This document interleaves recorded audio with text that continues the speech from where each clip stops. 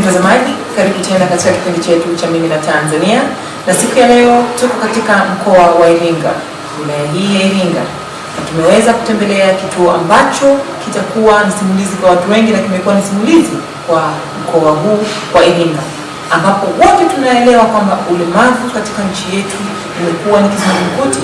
Watu wanapokuwa walemavu wanaonekana hawawezi kufanya chochote, lakini kituo hiki cha Neema Craft wameweza kubadilisha maono ya watu wengi, wakiwemo watu wa kawaida kabisa kama sisi. Mtazamaji, ongozana nami.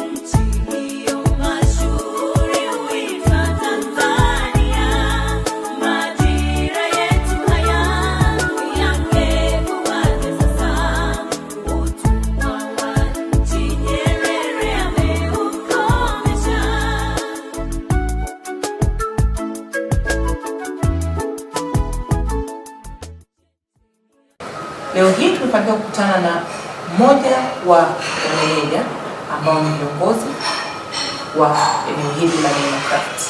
Ndugu Benjamin Gray atatuelezea kwa nini basi wameamua kuajiri wafanyakazi ambao wote ni wana ulemavu, ni viziwi ama walemavu.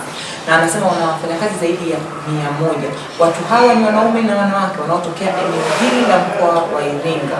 Mpenzi mtazamaji, ongozana nami kumhoji. Kikubwa zaidi siku ya leo, mahojiano yetu tutahojiana kwa Kiingereza. Kwa hiyo interview yetu hii ni exclusive. Benjamin, thank you very much for welcoming us here. And we'd like to know, when you say Neema Craft in Iringa, what is this? What is Neema Craft? Neema Craft is working with people with disabilities, both viziwi, walemavu, and we're working with people with disabilities across the region and showing them training. We're giving them training in craft skills, as well as catering and guest house management as well. And we are taking people from all over the region, giving them training, but also giving them employment opportunities. When did it start and whose idea was this? So the project was set up by the Diocese of Ruaha in 2003, alongside a lady called Susie Hart, who came from England with the Church Mission Society as a missionary. And both the diocese and she has a vision for helping people with disabilities in the region, and trying to show the local community as well that these people should not be stigmatized, but actually that they had ability to share with the community as well, and giving them some training and employment opportunities.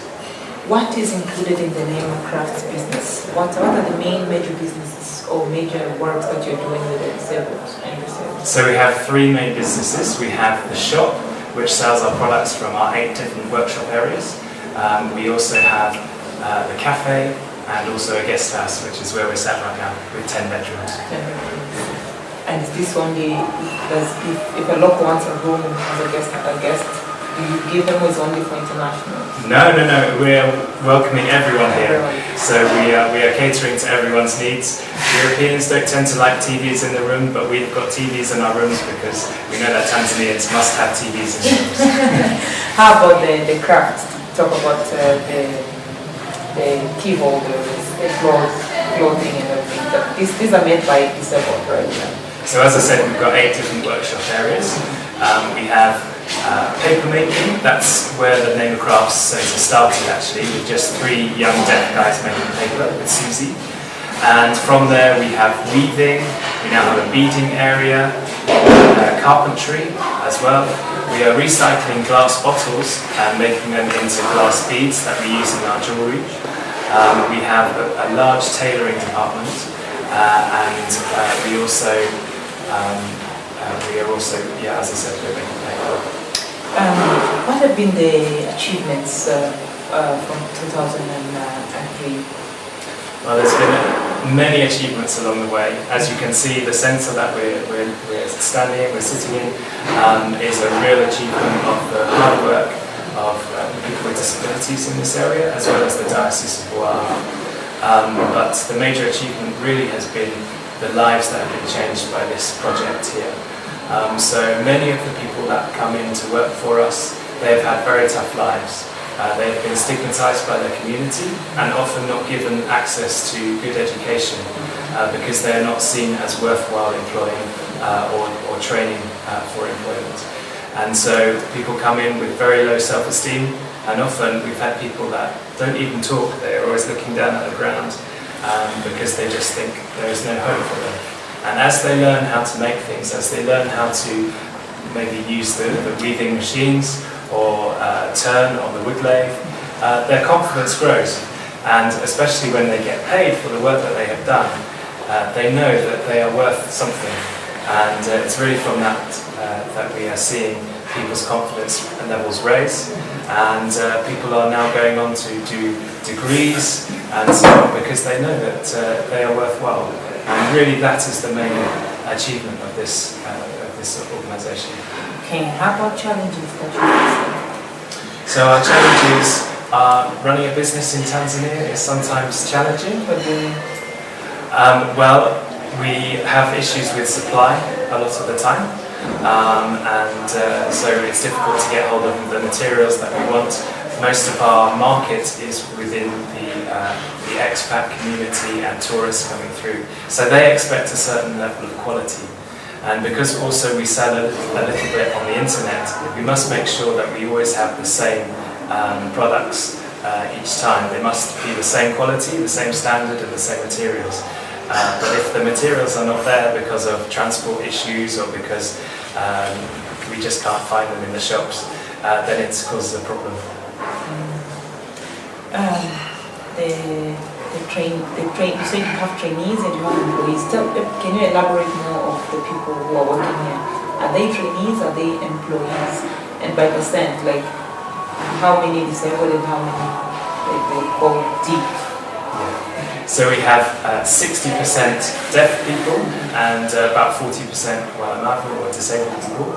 And we have some of our trainees. So most of the guys will start as trainees, and then if they show talent or skill in a particular area, they become the team leaders. So for example, we have a paper team leader, and they become full employees. They get slightly more pay, but also with that pay they get more responsibility.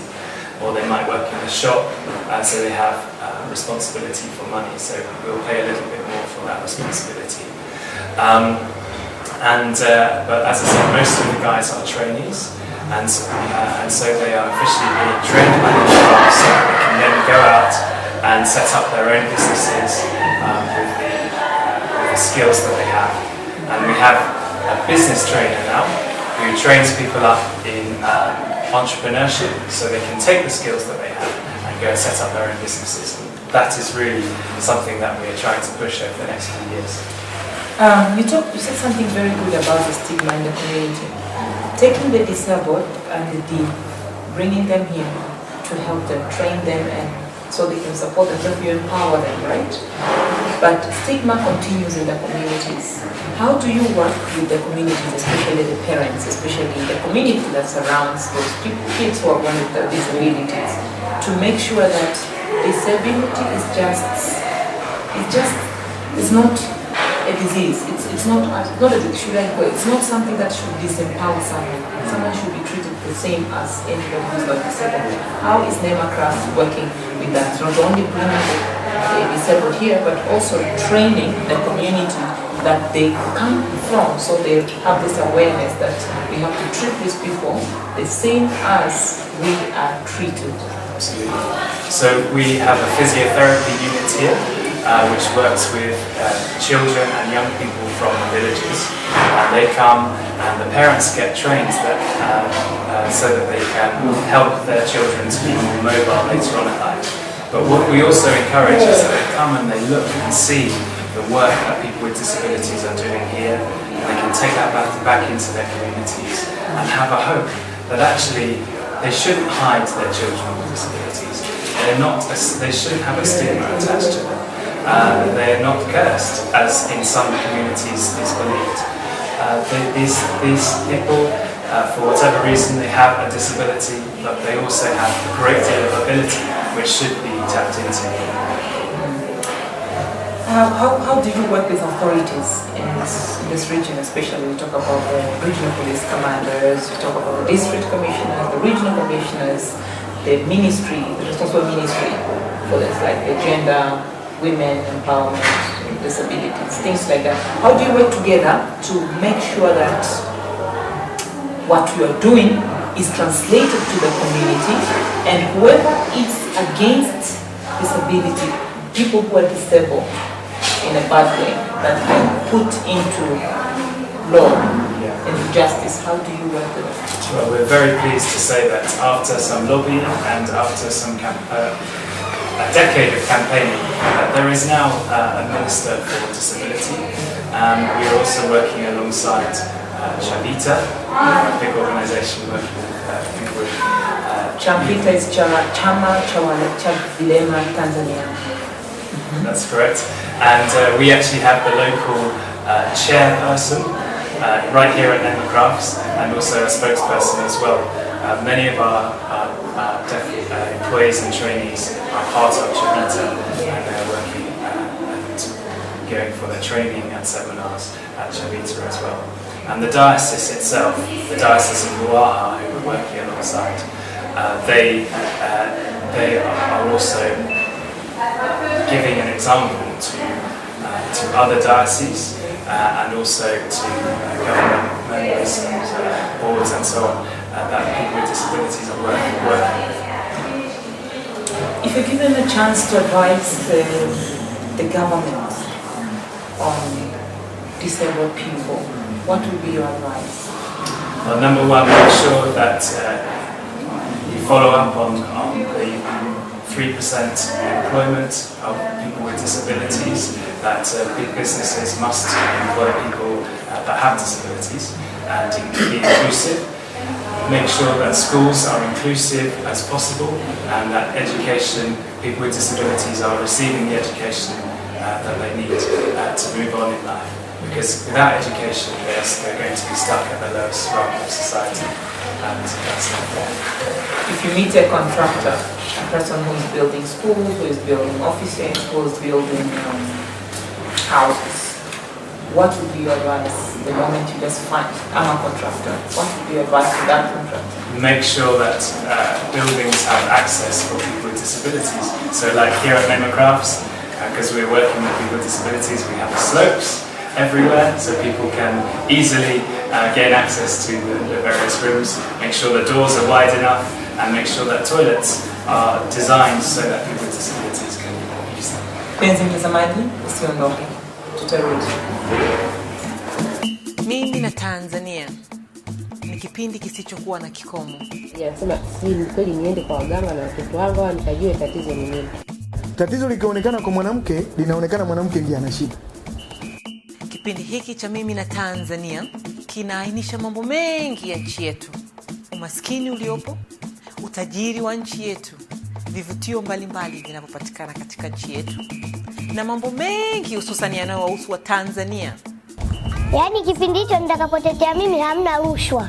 Sijui nisamee nakupa milioni 10, hakuna hiyo. Mtazamaji, tunaendelea na kipindi chetu. Kwa siku ya leo kipindi chetu ni interview kwa lugha ya Kiingereza. Tunaendelea tu katika hoteli hii sehemu tuliokaa ni kipande cha hoteli cha Neema Craft. Wana biashara tatu wametuambia. Tunataka tumsikie zaidi kwamba biashara wanazofanya na kupeleka wapi pesa na Watanzania wanafaidikaje hao vile. Benjamin, basically people have listened what you said, the part of Neema Craft, but basically most of us would like to know, you're making business here, you're selling rooms, you're selling handicrafts, handmade stuff, you have a good, beautiful cafe there. How, when you get the money, the profit, how do you translate it back to the community? Okay. 100% of what we sell here and all of the profits go straight back into Neema Crafts, into paying wages and salaries, into sustaining the building and so on, but also into providing grants and loans for people who are setting up their own businesses and helping with training needs for our team. Okay. Iringa is one of the regions in Tanzania that produces a lot of food, a lot of products. We talk about maize.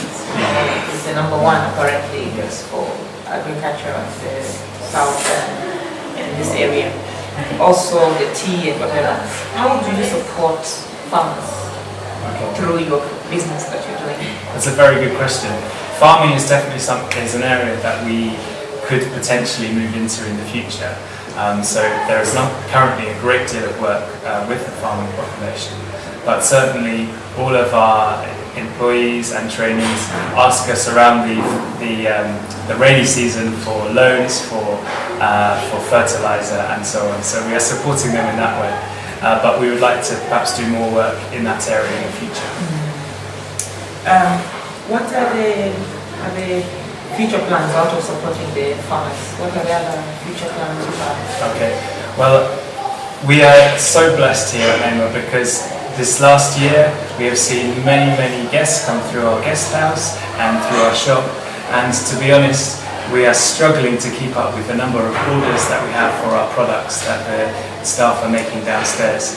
So we need to expand. You know, it's a good problem to have if you can't keep up with the level of orders. So we need to expand, we need to increase the number of trainees that we have here and also the number of employees, just so that we can produce the goods to hit the markets. We are yet to really tap into the market in Europe and America, so there is that whole area to expand into too. So we're hoping to increase the size and capacity of Neema Crafts over the coming years. The country is watching, is listening on how other people like you and the rest fought through to open an organization like this, a not-for-profit organization to support the disabled.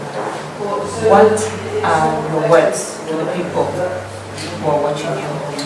If you are disabled in Tanzania, then you should take hope from a place like Neema Crafts that you are able, you have the capacity to earn your own living and to educate yourself and to make a go of your life. Don't let anyone put you into a bracket, but use what you have to your full potential. If you're not disabled, but perhaps you know people with disabilities or you have disabled people in your family, please don't bracket them. Make sure that you are giving them the opportunities that they need. So making sure that they go to school, making sure that you find a space for them, maybe in your business, to give them employment, so they can really show the ability that they have. Because everyone, we believe, here at Neema Crafts has shown just so much ability, when before perhaps they were told that they had none. People are watching now, and some are our parents, some are our sisters and brothers who are disabled and they would like to join something like this. How do they get to neeeeema Crafts? Okay, well, as I said, we are thinking of growing, but you must come and visit neeeeema Crafts for yourself. Come and see the work that we do. We have a very long waiting list for people that want to work in neeeeema Crafts, but so you can add your name to that. But otherwise, we are offering training and business advice for people that have disabilities and they want to set up their own enterprise. So please add your name to our training list as well. People who want to support in the sense of like make you grow, maybe individuals, maybe organizations, can they contact you, or it's just only the church and your business? You don't want any support? That's not true. No, everyone is welcome to come and see what we do, but also to support us. So you can see on our website www.neeeemacrafts.com. You can find out about us. You can also contact us, me directly at neeeemacrafts@gmail.com. So you can email me. But if you are a business that is supplying materials and so on that you think might be useful to us, then please do contact us. We'd be very keen to hear from you. We're looking for good supply lines for all of our different areas, from the cafe, the guest house, through to the 8 different workshops that I mentioned earlier. Benjamin, it was nice. Pleasure talking to you. Asante. Asante sana. Mpenzi mtazamaji, kutoka neeeema Crafts, wilaya ya Iringa, mkoa wa Iringa, niseme alamsiki.